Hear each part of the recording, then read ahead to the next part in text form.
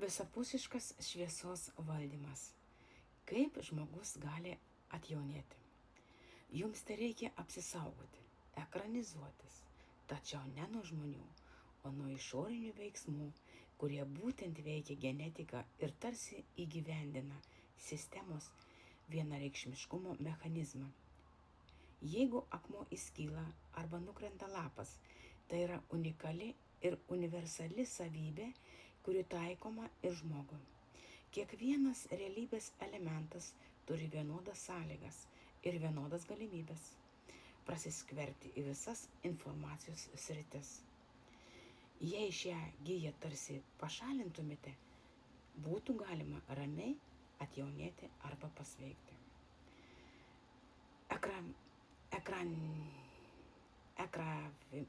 Ekranavimuose nuo krintančio lapo atvejis.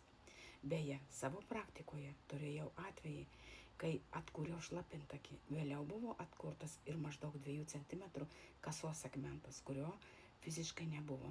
Ir abiem atvejais naudojau tą patį universalų metodą apsisaugojimo nuo krintančio lapo atvejį.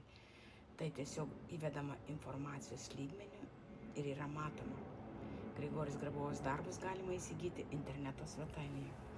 Praktiškai šis metodas yra taikomas taip. Sąmonėje visiškai nesvarbu išorinio objekto reikšmė.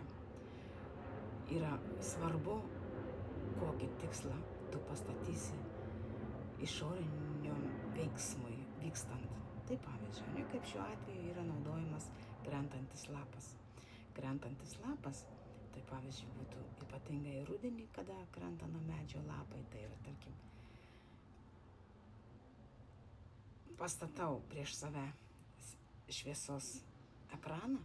Ekranas panašiai kaip televizoriaus ekranas, bet jisai jūsų ūgio.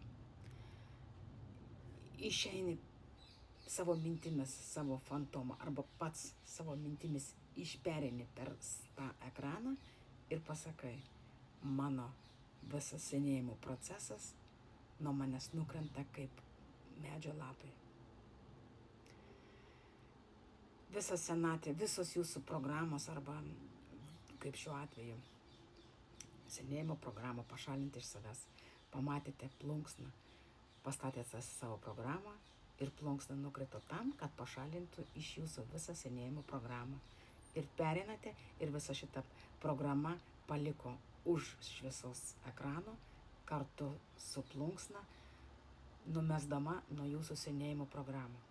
Kitas variantas, tarkim, sergate kokią nors, kaip pavyzdžiui, hormonų, skydliaukės hormonai dažnai būna pažeisti, tai pavyzdžiui, nukrito lapas arba ten, pavyzdžiui, įskilo medis, į tą įskilimą akmens, apie akmens įskilimą, pamatėte kažkokią tai įskilusią terpę, akmens arba medyje ir į tą terpę įleidžiate informaciją, reiškia, kad sugeria jūsų visą ligos, tarkim, hormonus, kurie pažeisti, tam, kad atjauninti jūsų organizmą ir atstatyti harmoninę struktūrą pagal amžinos šviesos normą. Ir tiesiog pereinate per ekraną, palikdami akmenyje šitą jūsų problemą. Labai paprasta, bet kada įpraktikuoji, tada kiekvienas veiksmas aplinkoje vykstantis, jis tiesiog savaime vyksta, o jūs stebite, kaip dirba jūsų sąmonės sistema, dvasios sistema, sielos darbas per sistemą, nes iš sielos yra šventoji dvasia, ima su sąmonė iš sielos žinias, nes jūsų sąmonė yra raktas jūsų ateities gyvenime. Tęsėme. Šio ryto technologijos sistema. Kūno reorganizacijos taškas. Dirbant su savo asmeniniu šviesos fantomu, vystosi suvokimo sritis. Šviesos fantomas įsivaizduojamas kaip švytintis kūnas, kurį stebite tarsi iš šalies. Šalia fizinio kūno širdies lygmenyje yra kūno reorganizacijos taškas.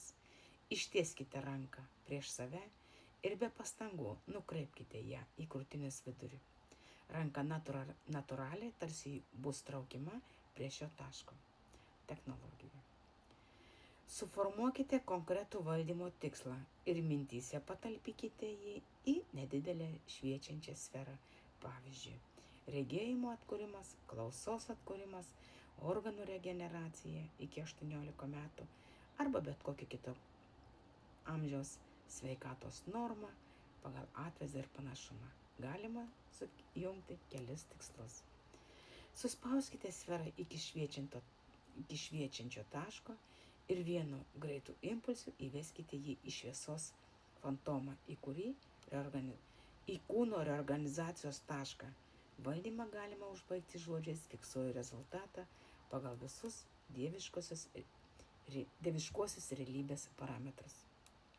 Tai mes kaip ir šiame, praktiškai būtų taip, kaip ir šiame metode buvo parašyta, kad žinotume tiksliai, kur yra mūsų kūno reorganizacijos taškas, mes ištiesėme ranką ir lenkdami tiesiog ranka lenkėsi pati prie reorganizacijos taško, nes kadangi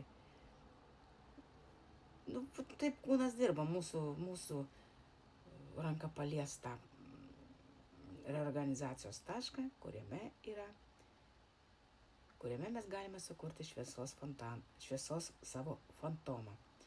Ir tą šviesos fantomą prieš save iškeliame į sferytę, spindinti.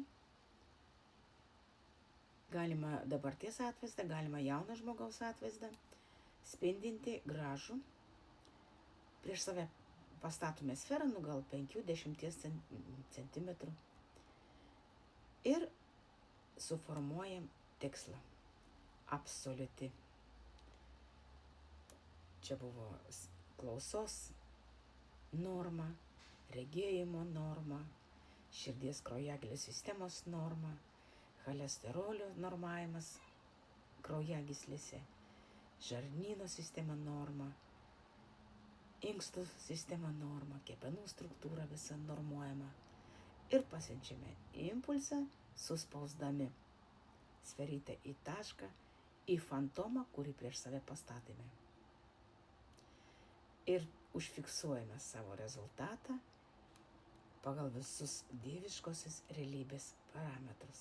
Ir tegul būna taip, būtinai reikia pastatyti datą. Tai būtų 26 metai, Liepos 28 diena, 11 valandų 37 minutės ir iki begalybės.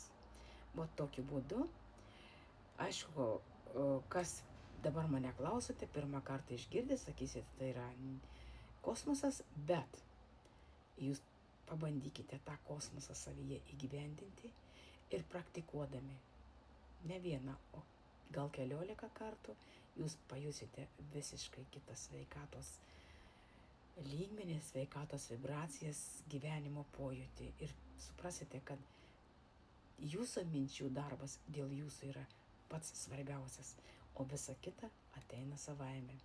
O šiandien tiek, iki sekančių susitikimų.